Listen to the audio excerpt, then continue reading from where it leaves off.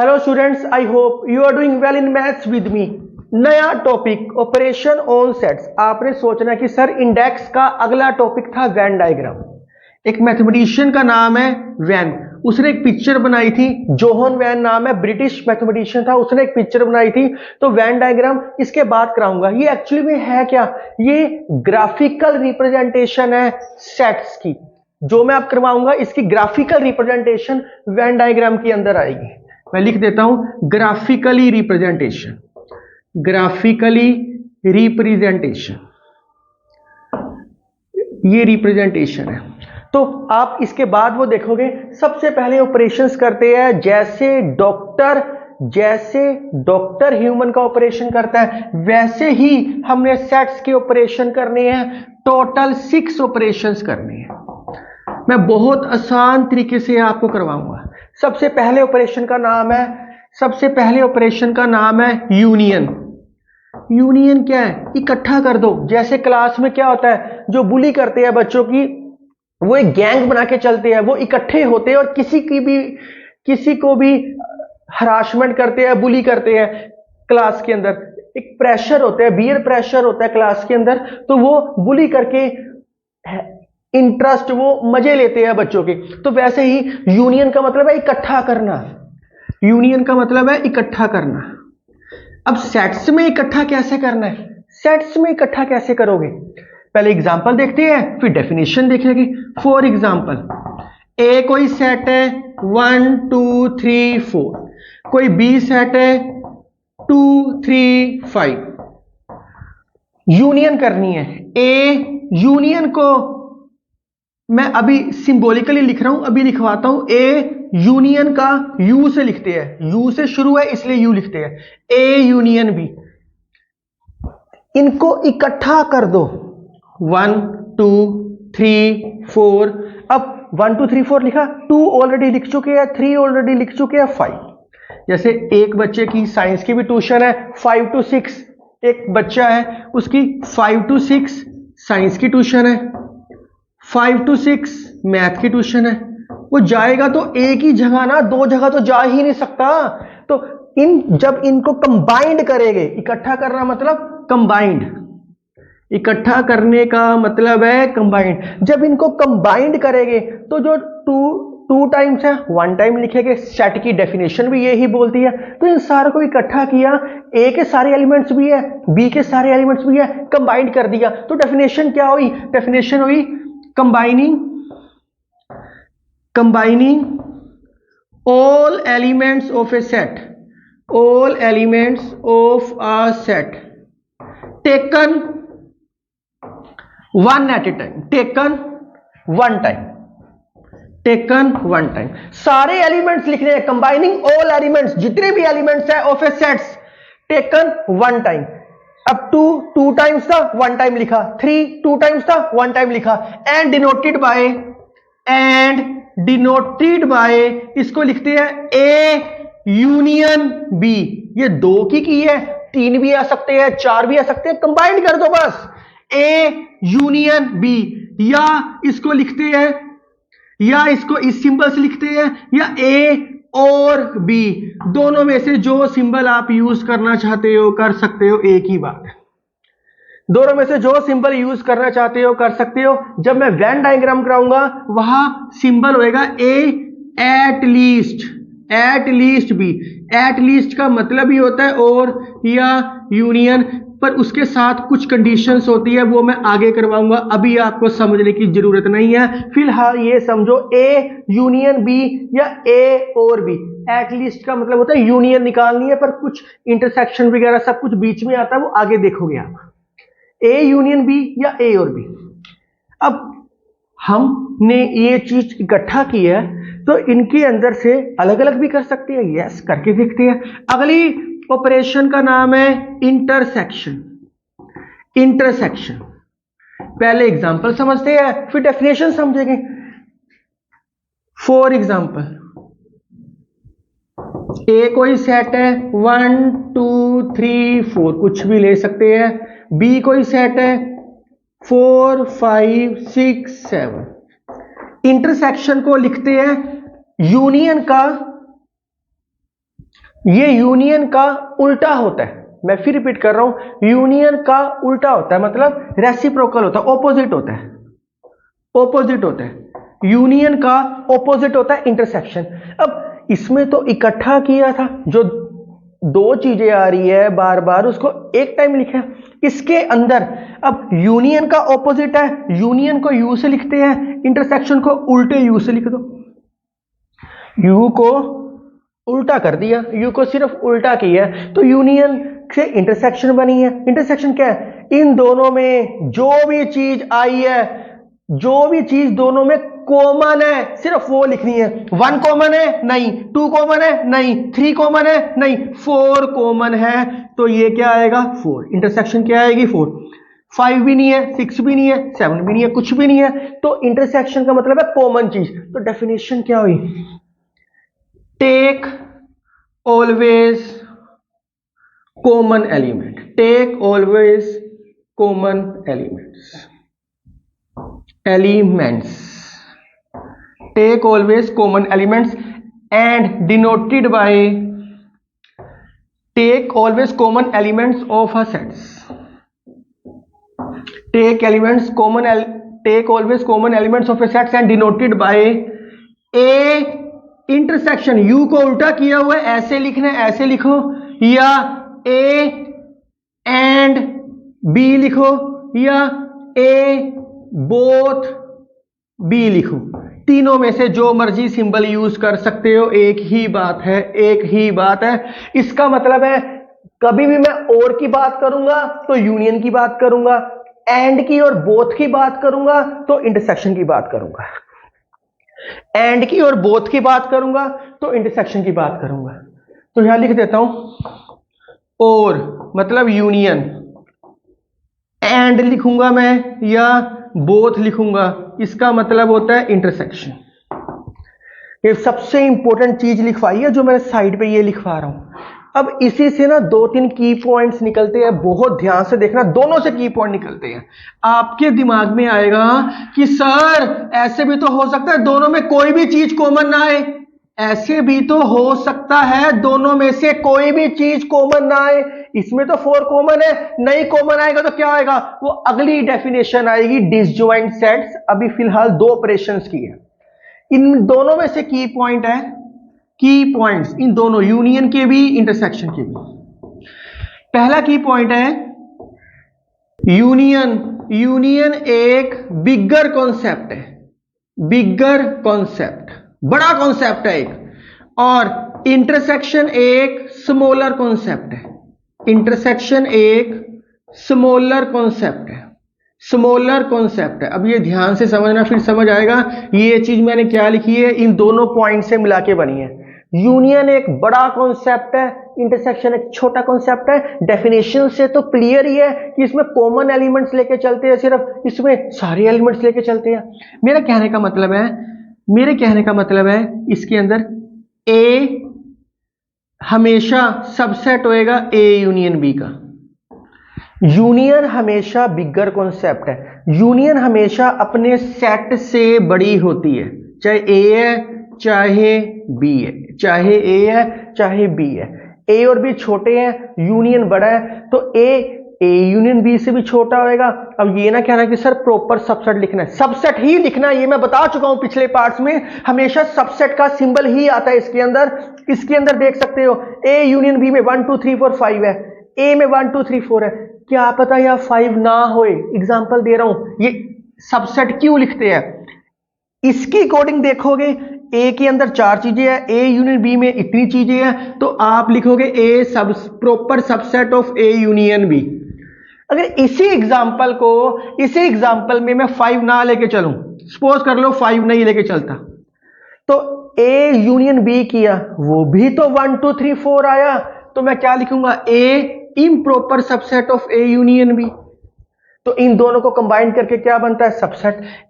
तो हमें क्या पता कि हमने कौन सी एग्जांपल लेके कर रहे हैं, तो इन जर्नल हम हमेशा सबसेट का सिंबल लेके चलते हैं। अगर मेंशन हो तो बात अलग है, ये मैं बहुत बारी पीछे बता चुका हूं।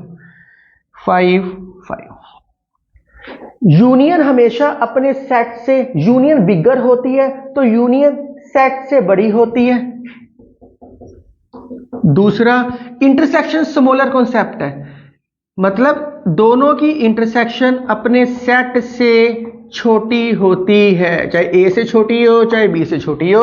आप देख सकते हो इंटरसेक्शन में ए कॉन्सेप्ट है, ए में 1 2 3 4 है, ए इंटरसेक्शन बी सबसेट होएगी ए का, ए इंटरसेक्शन बी सबसेट होएगी बी का। दिखाई दे रहा है ये कॉन्सेप्ट, तो बिल्कुल ही दिखाई दे रहा है, ये की पॉइंट है इसके। अभी मैंने आपको बताया था कि आपके माइंड में आएगा कि सर दोनों में अगर कॉमन चीज ना आए तो वो क्या होएगा, वो होएगा डिसजॉइंट सेट्स। आप वीडियो पॉज करके पहले राइट डाउन करो, ये की पॉइंट और ये की पॉइंट निके निके ये आपको छोटे छोटे पता होने चाहिए थे। तो वीडियो पॉज करके राइट डाउन करो प्लीज।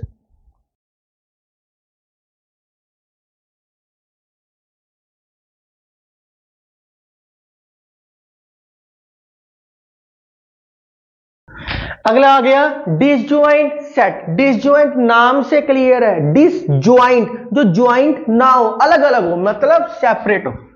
डिसजॉइंट का मतलब है अलग अलग, अलग अलग हो। पहले एग्जांपल देखते हैं फिर डेफिनेशन लिखेंगे। कोई ए सेट है 1 2 3 4, आपने अभी इंटरसेक्शन की है, सेम कहानी है, इंटरसेक्शन का एडवांस रूप है ये। बी आपको दे रखे हैं 5 6, इंटरसेक्शन का एडवांस रूप है तो इसको भी इंटरसेक्शन से डिनोट करेंगे उल्टे यू से। दोनों में क्या चीज कॉमन है, कुछ भी कॉमन नहीं है। जब कुछ भी ना कॉमन हो तो सेट्स में कॉमन होता है जीरो के बीच में लाइन, मतलब 5 एम्प्टी सेट है 5 बस। आपने पार्ट 1 पार्ट 2 में किया कि दोनों में से कॉमन चीज हम लिखते थे, रियल नंबर रैशनल नंबर सब उसके अंदर बताया कि डिसजॉइंट है, दोनों में कोई चीज कॉमन नहीं है।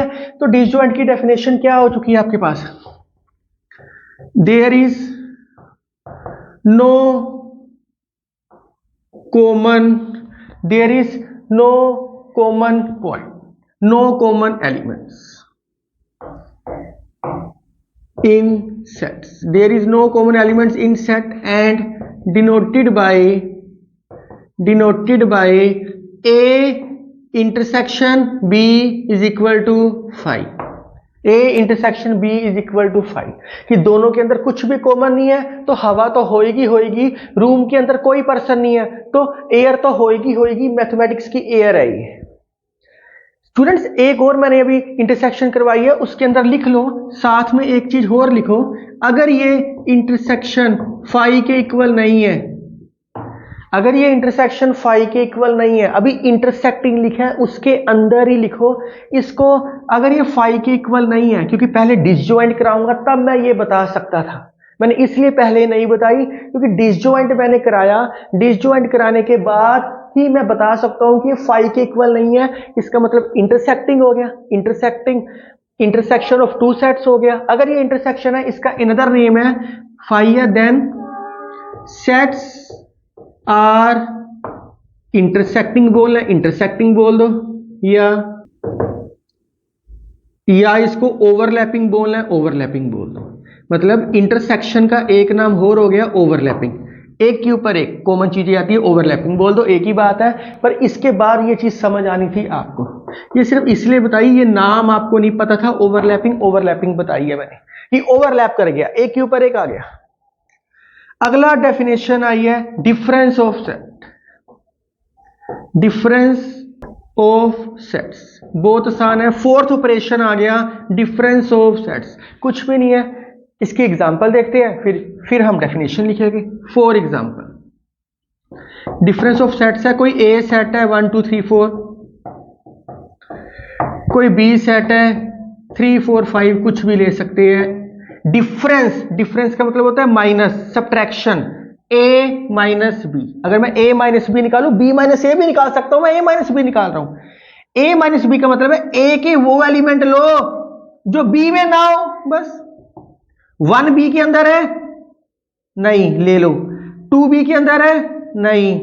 3 बी के अंदर है, यस, नहीं ले सकते। 4 बी के अंदर है, यस, नहीं ले सकते, बस। This is A minus B. A के वो एलिमेंट लेने हैं जो बी में ना हो।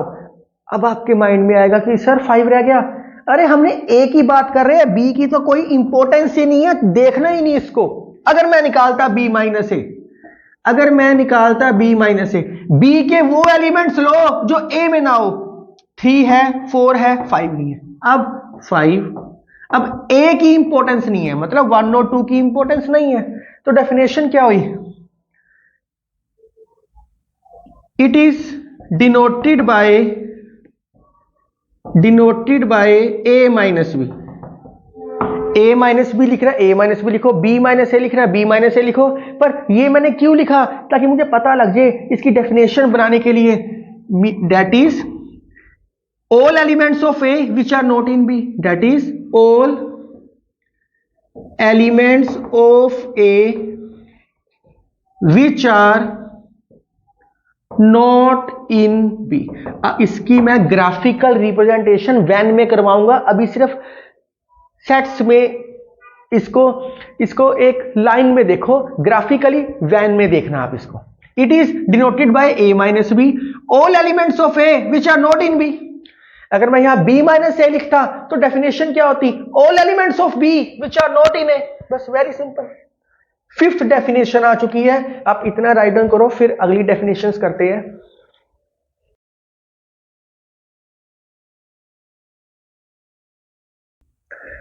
अगला operation symmetric difference of two sets. Difference of two sets किया, इसी को सिमेट्रिक कर देना, बार बार कर देना। Symmetric difference of two sets कैसे किया? या तो A माइनस बी निकाला है या B माइनस ए निकाला है। सिमेट्रिक मतलब दोनों निकाल के कंबाइंड कर दो।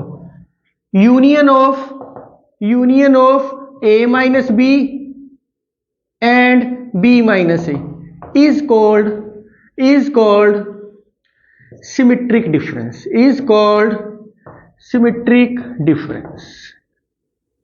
Difference of sets. बड़े आराम से हो रहा है। एंड डिनोटेड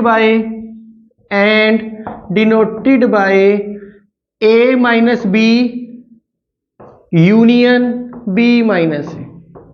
ऐसे लिखना है, ऐसे लिखो, या A ट्रायंगल पाना है बीच में, A डेल्टा B, डेल्टा बोल दो, ट्रायंगल बोल दो, इसका मतलब होता है A सिमेट्रिक डिफरेंस B। ऐसे लिखना है, ऐसे लिखो। जो नोटेशन यूज करनी है आप कर सकते हो, एक ही बात है। क्वेश्चंस में आपको ये नोटेशन दे रखी होती है। Last operation complement. अब जब डॉक्टर सारा ऑपरेशन कर देता है ह्यूमन का, बाद में कहता है आप बहुत अच्छे हो, आपने बिल्कुल तंग नहीं किया, ये है वो है, काफी सारा उसको मोटिवेट करके बोलता है, कॉम्प्लीमेंट देता है। तो अब हम कॉम्प्लीमेंट दे रहे हैं, complement of a set. Complement आपको तब समझ आएगा जब सबसे बड़ा सेट होएगा। सबसे बड़ा सेट क्या होता है? Universal set. Let you be the universal set. सबसे बड़ा सेट है यूनिवर्सल सेट। जैसे आप समझो ये डॉक्टर है, इसके पास एक पेशेंट है, पेशेंट को कोई ना कोई नाम होएगा ए, एंड ए जो डॉक्टर से छोटा होएगा। यहां मैंने प्रॉपर सबसेट लिखा है। क्यों लिखा है? अगर मैं सबसेट इम्प्रॉपर लिखूंगा, इम्प्रॉपर की डेफिनेशन क्या होती है? दोनों में सेम एलिमेंट होते हैं। अगर मैं यहां इम्प्रॉपर ऐसे लिखता मैं इसको, इसका मतलब है ये दोनों तो सेम ही हो गए, मतलब डॉक्टर और पेशेंट भी डॉक्टर, ऐसा तो है ही नहीं। मैं कह रहा हूं A subset of U, A U से छोटा है तभी यू सबसे बड़ा सेट होएगा, तभी यू सबसे बड़ा सेट होएगा। डॉक्टर बड़ा है, पेशेंट छोटा है। A subset of U B any set, कोई सेट है, एनी सेट। तो कॉम्प्लीमेंट किसको मिलेगा? पेशेंट को मिलेगा। तो इसकी डेफिनेशन होगी taking all elements of U, taking all elements of U which are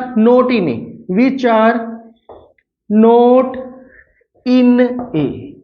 आपके माइंड में आएगा कि सर U के वो एलिमेंट लो जो A में ना हो, ये तो डिफरेंस ऑफ ए सेट बन गया जिसको हम A माइनस बी से लिख के आए हैं। Yes, and denoted bye U के वो एलिमेंट लो जो A में ना हो, U माइनस ए। तो कॉम्प्लीमेंट को U माइनस ए से डिनोट करते हैं। पर इसकी बहुत सारी नोटेशन है। इसको A की पावर डैश भी लिख सकते हैं, इसको A की पावर C भी लिख सकते हैं।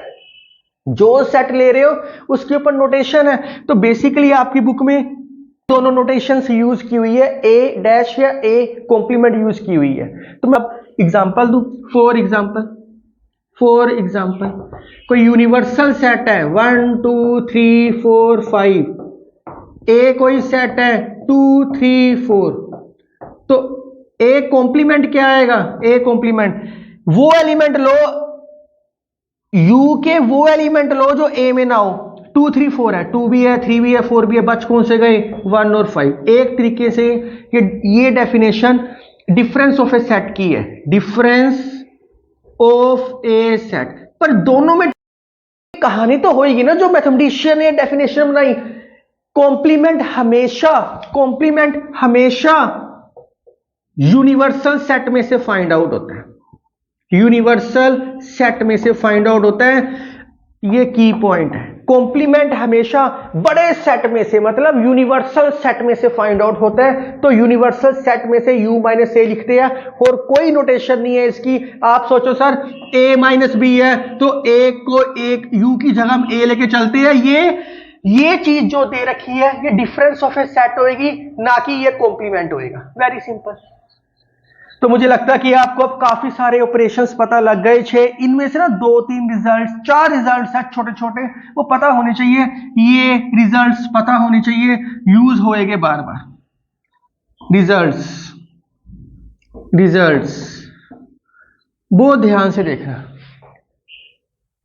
अगर मैं यूनिवर्सल सेट का कॉम्प्लीमेंट लूं, सबसे बड़े सेट का कॉम्प्लीमेंट लूं, कुछ हो ही नहीं सकता, एम्प्टी 5।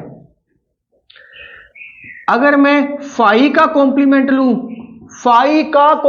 लूं, कुछ भी नहीं है दुनिया में, उसका कॉम्प्लीमेंट सब कुछ है, मतलब यूनिवर्सल सेट। तीसरा, अगर मैं किसी सेट का कॉम्प्लीमेंट लिया, दोबारा कॉम्प्लीमेंट लूं, तो वो सेम बनता है। यहां से पहले मैं हरियाणा गया, हरियाणा से वापस आया, तो कुछ भी नहीं हुआ, तो वो कॉम्प्लीमेंट का कॉम्प्लीमेंट हुआ। सेम अपनी जगह पर मैं वापस आ गया। मैं यही बताने की कोशिश कर रहा हूं, अगर मैं इसी के अंदर ए कॉम्प्लीमेंट का दोबारा कॉम्प्लीमेंट लूं, 1 5 है, अब 1 और 5 कैंसिल कर दो, क्या बच गया? 2 3 4। सेम कहानी बच चुकी है। लास्ट रिजल्ट आपके सामने है। अगर ए यूनियन ए कॉम्प्लीमेंट करोगे तो वो यूनिवर्सल सेट आएगा, या ए इंटरसेक्शन ए कॉम्प्लीमेंट करोगे तो 5 आएगा। ये पता होना चाहिए। इसी के अंदर देखो, इन दोनों की यूनियन ए कॉम्प्लीमेंट, दोनों की यूनियन करो यू ही बनेगा। इन दोनों की इंटरसेक्शन करो तो कोई कॉमन चीज है नहीं, वो 5 आएगा। तो ये कुछ रिजल्ट्स पता होने चाहिए थे, क्वेश्चंस में यूज करने आसान रहेगी। ये ऑब्जेक्टिव में आ सकते हैं कि इसका कॉम्प्लीमेंट क्या होता है, इसका क्या होता है, समथिंग। बस कॉम्प्लीमेंट में ध्यान रखना कि ये यूनिवर्सल सेट से फाइंड आउट होता है और फाइंड आउट नहीं होता। अब इसके बेस पे कुछ क्वेश्चंस करते हैं।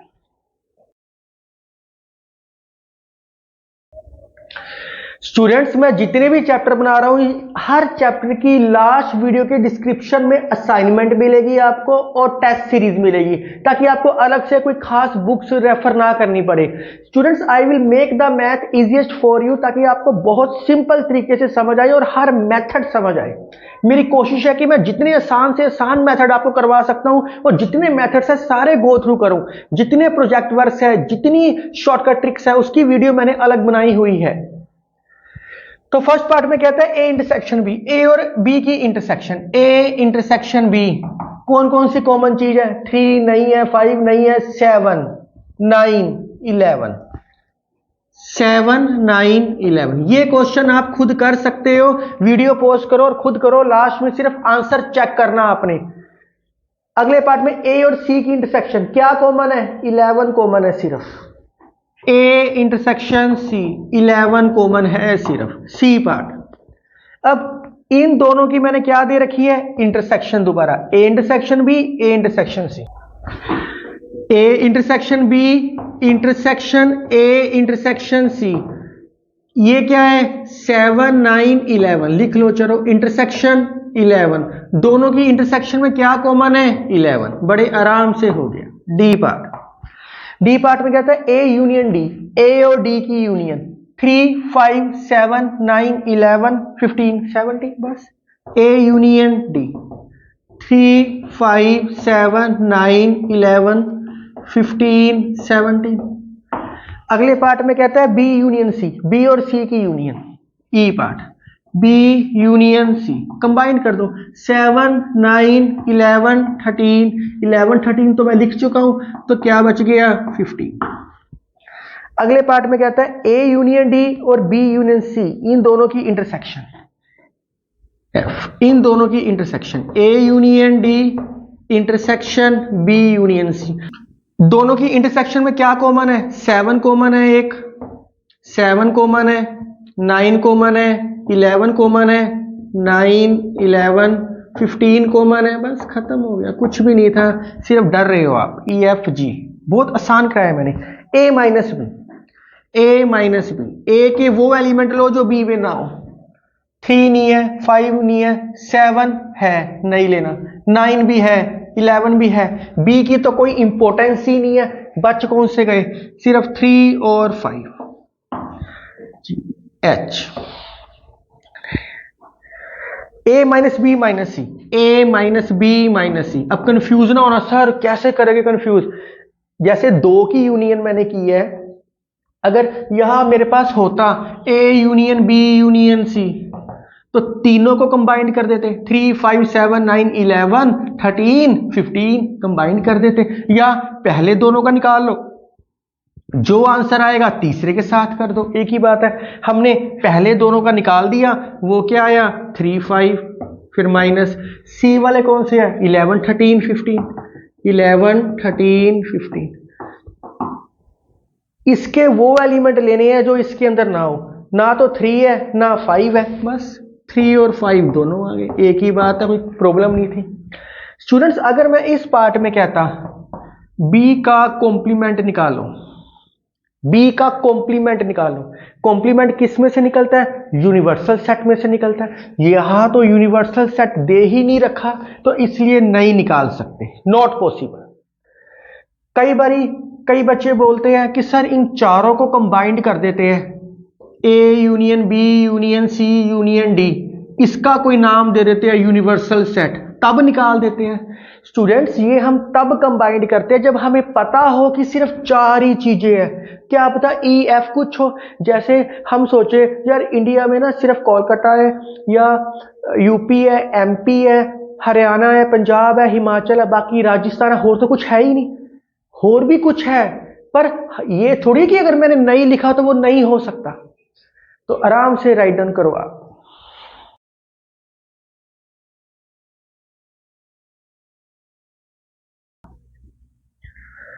इस क्वेश्चन में स्टूडेंट सेट बिल्डर फॉर्म दे रखी है। सेट बिल्डर फॉर्म क्या होती है? स्टेटमेंट की फॉर्म होती है, इसलिए स्टेटमेंट की फॉर्म दे रखी है। कहता है यूनियन फाइंड आउट करो, स्टेटमेंट में कह रहा है फाइंड यूनियन। तो सबसे पहले ए को रोस्टर फॉर्म में चेंज करना पड़ेगा। यहां क्या है, x की वैल्यू 1 और 4 के बीच में है, 1 के इक्वल नहीं है लेकिन 4 के इक्वल है। तो x की वैल्यू क्या हो सकती है? 2 हो सकती है, 3 हो सकती है, 4 हो सकती है। क्यों? क्योंकि ये 4 के इक्वल है। x किसको बिलोंग करता है? नेचुरल नंबर को। ये सारे नेचुरल नंबर है, बिल्कुल है। देयरफॉर a को सेट की रोस्टर की फॉर्म में लिख देते हैं। बस मैंने इसको रोस्टर फॉर्म में लिख दिया, क्योंकि जो हम यूनियन निकालते हैं, इंटरसेक्शन निकालते हैं, जो ऑपरेशंस करते हैं, वो यूनियन की वो रोस्टर फॉर्म की कोडिंग करते हैं। तो रोस्टर फॉर्म में मैंने इसको चेंज कर दिया सेट बिल्डर फॉर्म को। अगर आप लगातार देखते आ रहे हो सेट्स, तो आपको अब हर चीज क्रिस्टल क्लियर होएगी, बहुत आराम से समझ आएगा सारा कुछ आपको। बी, ये क्या है? x की वैल्यू 4 और 9 के बीच में। अब यह इक्वल नहीं है। अगर किसी ने इंटरवल देखने हैं तो लीनियर इनइक्वालिटी में जाके देख सकता है। ओपन इंटरवल क्या होते हैं, क्लोज इंटरवल क्या होते हैं, semi open semi close interval क्या होते हैं। तो 4 और 9 के बीच में इक्वल नहीं है, तो 5 से शुरू करना है, 6 7 8 तक जाना है। ये किसको बिलोंग करने चाहिए? नेचुरल नंबर को। क्या ये नेचुरल नंबर को बिलोंग करते हैं? यस, क्योंकि फ्रैक्शन में तो कुछ है ही नहीं। आपके माइंड में आएगा कि सर 4.1 से भी शुरू कर सकते थे। 4.1 से अगर हम शुरू करते तो वो नेचुरल नंबर नहीं होता, क्योंकि नेचुरल नंबर कभी फ्रैक्शन में ही नहीं हो सकता। तो बी सेट क्या आ गया हमारे पास? 5 6 7 8। ये हमने रोस्टर फॉर्म में चेंज कर दिया। इन दोनों की union according to question. Now therefore A union B equal to 2 3 4 5 6 7 8, मैंने सिर्फ और सिर्फ इसको कंबाइंड किया। तो बड़ा आसान क्वेश्चन था, आप वीडियो पॉज करके राइट डाउन कर सकते हो प्लीज। नेक्स्ट क्वेश्चन,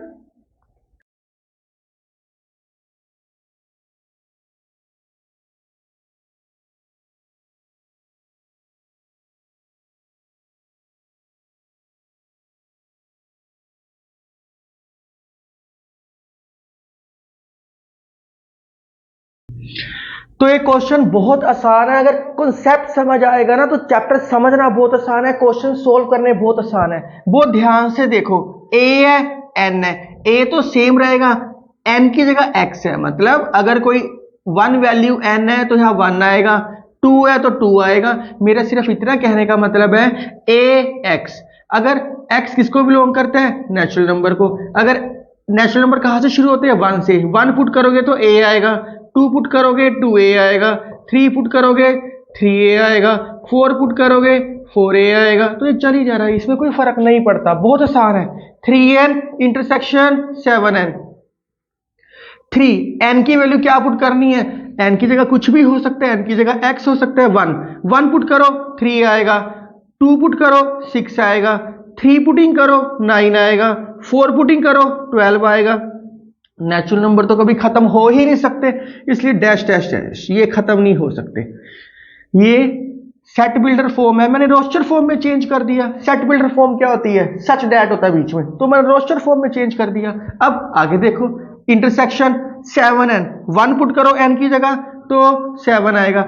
इसका मतलब पता है क्या होता है? ए है तो n के साथ जो लगा है वो तो सेम रहता है, बाद वाली चीज चेंज हो रही है। n के साथ जो लगा है वो तो सेम है, n चेंज हो रहा है। n की 1 पुट करोगे तो 7 बनेगा, 2 पुटिंग करोगे तो 14 बनेगा। यहां तो a था इसलिए a साथ आया, यहां 7 है तो 7 से मल्टीप्लाई हो ही जा रहा है। 3 पुट करोगे 21 बनेगा, 4 पुट करोगे 28 बनेगा, एंड सो ज्यादा लिखने की जरूरत नहीं है। अब दोनों की इंटरसेक्शन में कॉमन क्या है? बच्चे कंफ्यूज होते हैं कि सर ये 12 तक है, ये 28 है, कुछ तो कॉमन है ही नहीं। इसको अप टू सोन का मतलब है dash dash dash dash dash. 15 आएगा, 18 आएगा, 21 आएगा, 24 आएगा, डैश डैश डैश। ये चल रहा है, खत्म ही नहीं हो रहा। अब देख लो दोनों की इंटरसेक्शन में मिनिमम नंबर 7 नहीं, 14 नहीं, 21, यस 21 इंटरसेक्शन, मिनिमम इंटरसेक्शन क्या आई है? 21। उसके बाद 28 है, 24 है नहीं, तो इसका मतलब है कि ये 21 का मल्टीपल आएगा, 21 का मल्टीपल। जो 21 है वो 3 7 21, मतलब 3 के पास भी होता है, 7 के साथ भी होता है। इसके बाद डैश डैश डैश लिखने की लोड नहीं है। 42, फिर 63, ऑटोमेटिकली ये आएगा और चल ही जा रहा है। ये क्या मैं इन सारों को लिख सकता हूं? 21 into x, x belongs to natural number, बिल्कुल लिख सकता हूं। मैंने अब रोस्टर फॉर्म को सेट बिल्डर फॉर्म में चेंज कर दिया, सेट बिल्डर फॉर्म में चेंज कर दिया, मतलब an, मतलब 21n। कुछ भी नहीं है, ये तो माइंड कैलकुलेशन से भी कर सकते थे, कोई खास प्रॉब्लम नहीं थी इस क्वेश्चन में।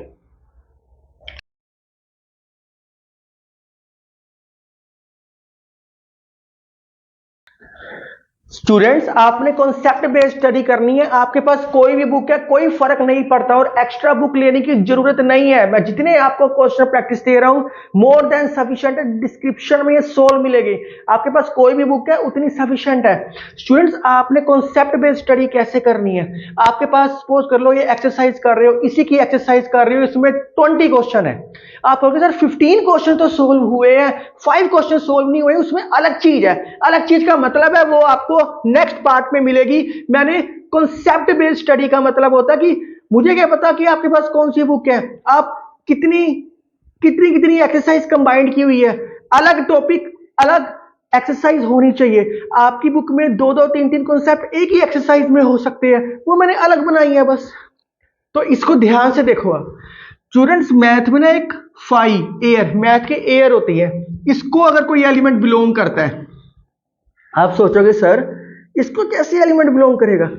मान लो करता है, तो मैथ में अगर कोई एलिमेंट एम्प्टी सेट को बिलोंग करता है, उस एलिमेंट को बोलते हैं X is called green eyed lion, हरी आंख वाला शेर, अमेज़न के जंगल में होता है हरी आंख वाला शेर, आम तो नहीं मिलेगा आपको। X is called green eyed lion, उस एलिमेंट के नाम को बोलते हैं green eyed lion. For the knowledge, आपको सिर्फ नॉलेज पर्पस के लिए बताया कि ये भी चीजें होती है मैथ में। एम्प्टी सेट को भी कोई बिलोंग कर सकता है। जैसे अगर घड़ी रुकी हुई है, खराब है घड़ी, है क्या हो सकता है इसके अंदर, लेकिन दिन में 2 बारी वो सही टाइम देगी ही देगी। तो एग्जांपल नंबर 4 वेरी इंपॉर्टेंट, कहता 2 फाइनाइट सेट है, let A and B be 2 finite sets. Very important question, बहुत ध्यान से करने वाले हैं ये क्वेश्चन। ए, इसके अंदर क्या आता है m एलिमेंट्स है, अगर ऐसे लिखने ऐसे लिखो, नहीं तो आप x1 x2 up to Son xm ऐसे भी लिख सकते हो। बी है, इसके अंदर n एलिमेंट्स है, आप ऐसे भी लिख सकते हो y1 y2 up to Son yn, सिर्फ समझ आनी चाहिए। कहता इसके अंदर जो सबसेट्स है, इसके जो सबसेट्स है, पहले सबसेट्स निकालो। सबसेट्स वो किस फॉर्म में होते हैं, 2 की पावर में होते हैं। m एलिमेंट है तो 2 की पावर m, n एलिमेंट है 2 की पावर n, 2 की पावर m सबसेट्स, और इसके क्या होंगे 2 की पावर n सबसेट्स। बस खत्म हो गया। गिवन है स्टेटमेंट में, वो कह रहे हैं पहले सेट के जो सबसेट्स है इज मतलब equal to 56 more than 56 plus दूसरे सेट के सबसेट के इक्वल है, बस खत्म हो गया। तो ये स्टेटमेंट में गिवन था, स्टेटमेंट बना ली। अब इसको सोल्व करते हैं। m और n की वैल्यू निकालनी है। m और n दोनों सेपरेट, 2 अननोन्स है, तो इसको 2 की पावर में कन्वर्ट कर लेते हैं। आपकी बुक में 2 की पावर n कॉमन करके किया हुआ है, मैं थोड़ा सा अलग तरीके से करा रहा हूं। 2 की वैल्यू m, 2 की वैल्यू n, इसको 2 में चेंज करो तो क्या आएगा, 2 की वैल्यू 3 माइनस 1 इंटू 2 की वैल्यू 3, मल्टीप्लाई भी कर दीजिए। Base same, powers add, 3 into 3 6, 9 नहीं लिखना, माइनस 2 की पावर 3। कंपेयर कर दो बस, m की वैल्यू 6, n की वैल्यू 3 बाय कंपेयरिंग। आप सोचोगे सर ये तो हमने कभी किया ही नहीं। स्टूडेंट्स ये इसलिए है क्योंकि एक ही क्वेश्चन में 2 अननोन्स आई है तो हम कर सकते हैं। आपकी बुक में क्या किया हुआ है, इसमें से 2 की वैल्यू n कॉमन निकाल के ऐसे किया हुआ है, उससे अच्छा ये मेथड है। अब वीडियो पॉज करके राइट डाउन करो पहले। स्टूडेंट्स मैंने बहुत सारे प्रैक्टिस क्वेश्चन दिए और आप आराम से सोल्व कर सकते हो। अगर आपको मेरी वीडियो पसंद आ रही है तो kindly like share and subscribe my channel. अगले पार्ट में थ्योरम्स करेंगे, बहुत इंपॉर्टेंट है। मैं आपको थ्योरेटिकल लिखना सिखाऊंगा। अभी तक जितना काम किया ये प्रैक्टिकल फॉर्म में किया, इक्वेशंस दे रखी है, यूनियन इंटरसेक्शन प्रैक्टिकल फॉर्म में है। थ्योरेटिकल कैसे होता है, मतलब उसको थ्योरम्स बोलते हैं, वो आप नेक्स्ट पार्ट में देखोगे। आप मेरे साथ बने रहो, मैथ को एंजॉय करते रहो। Thank you, take care, right up.